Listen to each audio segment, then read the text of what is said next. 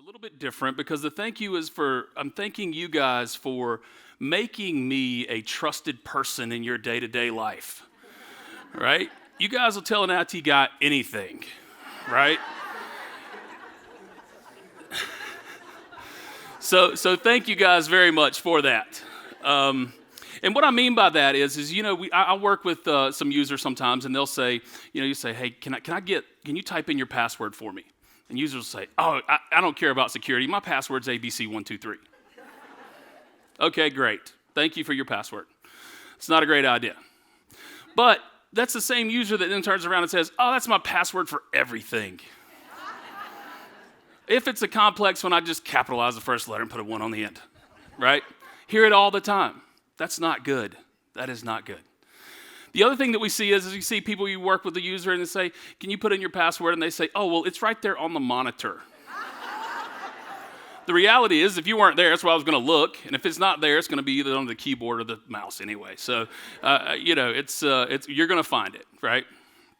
And the best one that I have is when you go up to a CEO, CFO, and they say, my password is password.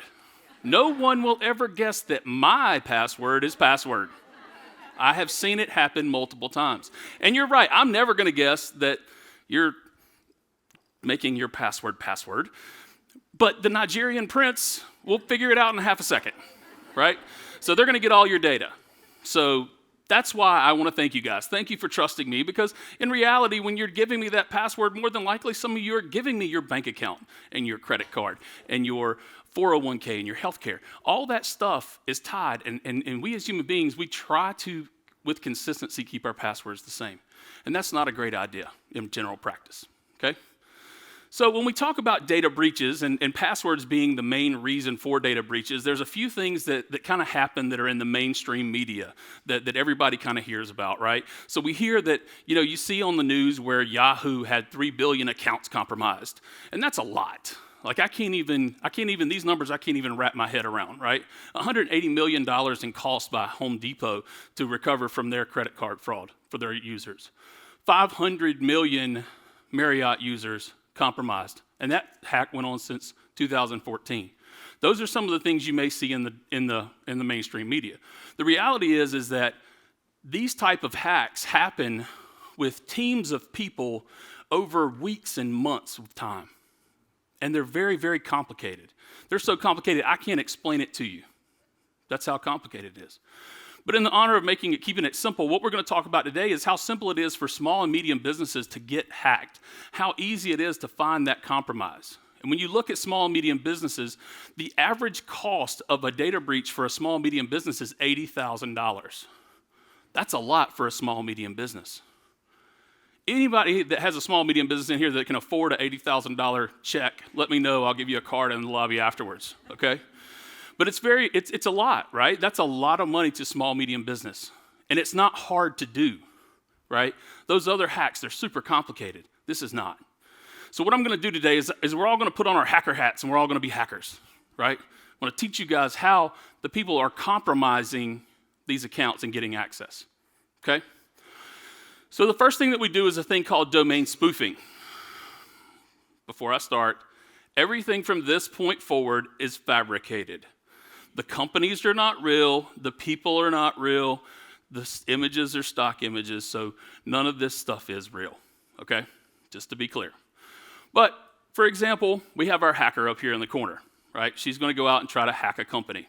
And they're going to start very simply by going to Google or going to a search engine and searching for something like an accounting firm.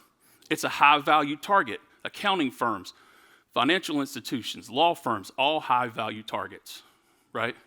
So when you do a search, they're going to go down at about the fifth entry down, once you get past the paid ads, you're going to find a small town group, right? In our example here, we find OK Accounting, right? They're not the best, they're just okay, right? They're exactly who you want to be doing your taxes, right?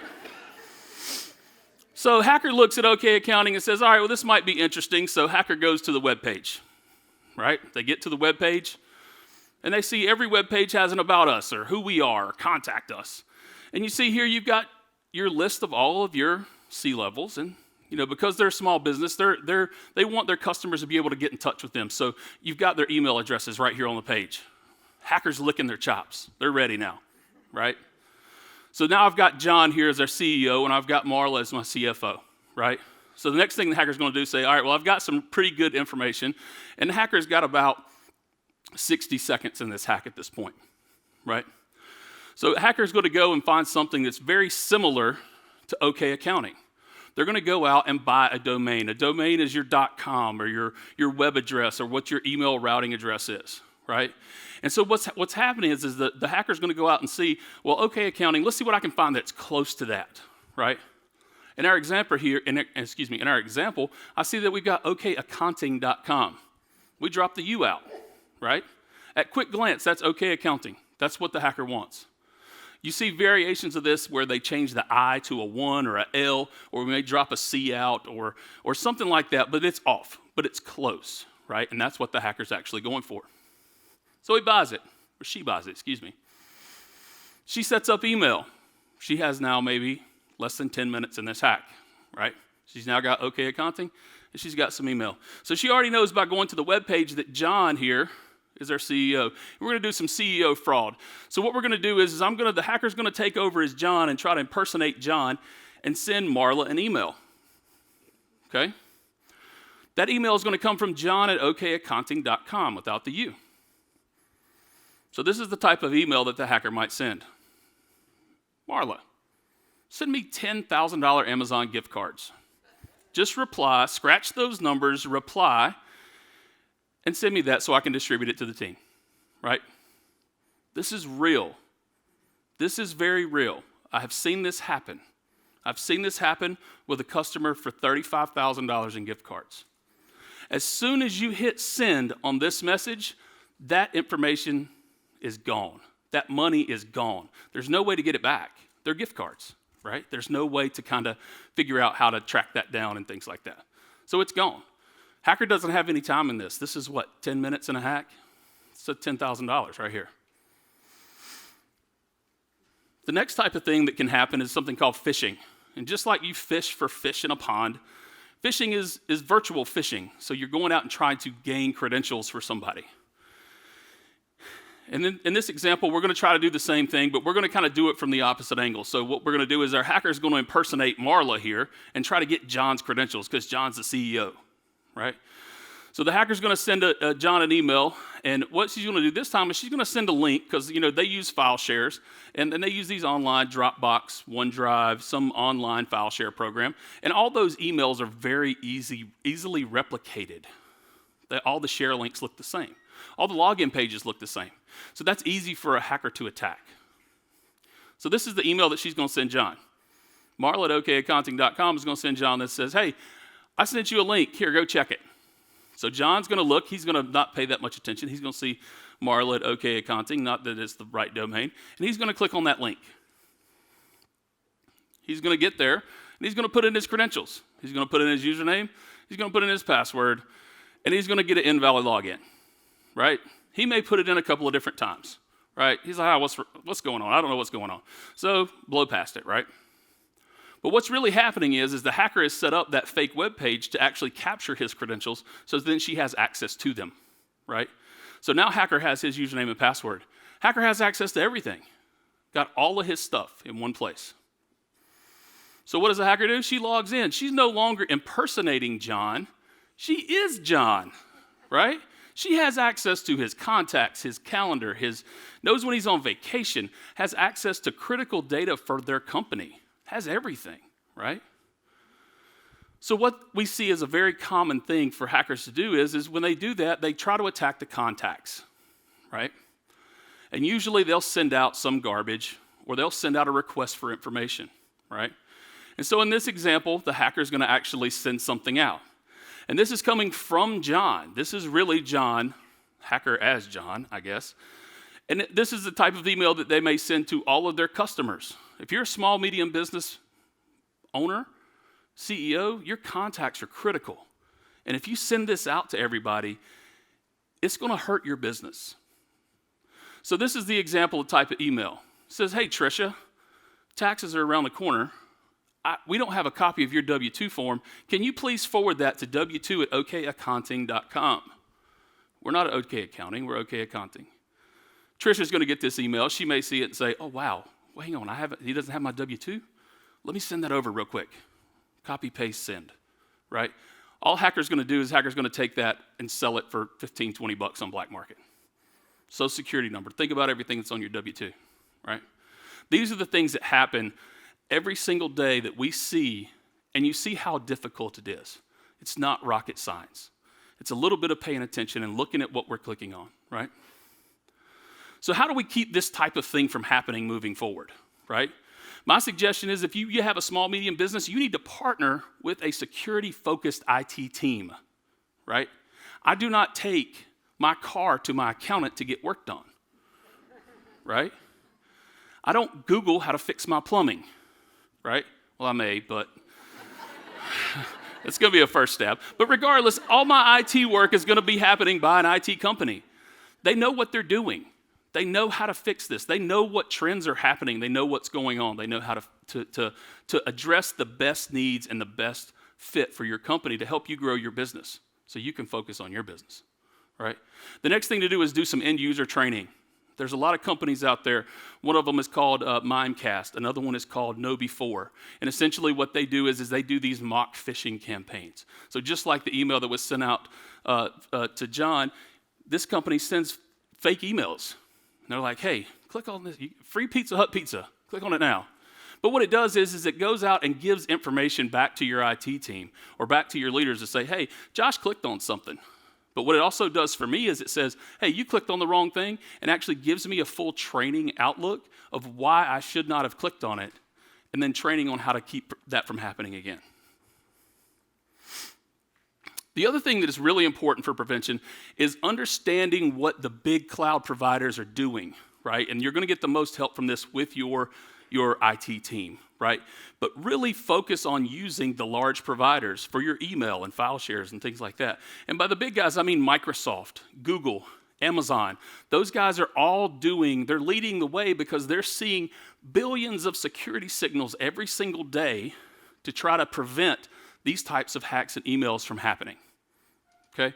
So it's really important to utilize those guys because you as a small business or if you're using a small service or you want a server in your office that does this, you're not getting anywhere near the amount of exposure to security signals and updates as these guys are. So it's really important to use that.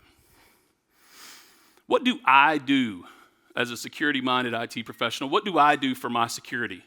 And one of the things that is absolutely critical is multi-factor authentication.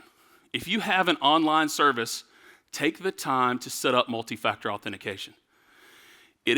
Some people think it's a pain, and it takes you a couple extra seconds to log in, but at the end of the day, it's going to save you a ton of time and headache to have it, right? Multi-factor authentication requires two types of things to authenticate. The most common one that we have now is username, password, right? That's one thing. The next thing would be something like a mobile app, right? Stuff is mobile stuff is very prominent. So you're having two of these. So you got a username, password, then your phone will ding and say, do you approve this login? Because you have that, something you have that phone. You see a lot with the little key fobs that have numbers on them as well as a secondary type. The third type, which is becoming more and more prominent now, is biometrics, right? We've got fingerprint recognition and facial recognition. And these things are all working. Two of them is the most secure that you can be with logging in. One of them is not good enough when it comes to your online services. If you have an online service that doesn't offer multi-factor authentication, stop using it. I know there are banks out there that do not offer multi-factor authentication. If that is your bank, change. Do not use their web banking. They are not looking out for your interests. They need multi-factor authentication on your bank accounts. It's very critical, okay? The other thing that I use is a password keeper, right? And a password keeper is an application that lives in the cloud like a website, and it actually acts like a library for your usernames and passwords, right? I don't know what hardly any of my passwords are. And what that does for me is if I get that link like John got, where he quickly threw in his username and password, I can't do that because I don't even know what that password is. I've got to go look it up in my password keeper because it's more safe for me because I'm going to think about it a little bit more before I throw that password in and say, here's my password, let me just paste it in. The other advantage to that is if your PC has been compromised in some way, one of the most common things is have a keylogger on your computer where it's logging your keystrokes. If you have a password keeper and you are copying and pasting passwords, there's nothing to capture. So it's a little bit safer. A couple last things that I do have is what are some best practices for email, right? We got to be cautious when clicking. We got to look when we get an email from Wells Fargo that link is actually coming from Wells Fargo. It is important to pay attention in your email. Your email is the most critical thing that you can do for your security. The next thing is verify the sender email address. We kind of talked about that a little bit with John and Marla, but another thing that we see a lot is I'll see customers say, well, you sent me an email, and it says Josh Sammons, from Josh Sammons, but it'll say from br5498723@gmail.com, right? That's not me. That's some randomly generated something that has my name tagged on it. So obviously, I'm not going to follow what these instructions say. The other one's listen to your gut. Pay attention. If it doesn't seem right, it probably is not, right? If it's fake or it seems fake or it's not real or seems too good to be true, it's not. Nobody's giving away Hawaiian vacations in email. It's not happening. Hadn't happened yet. So just be careful when we click.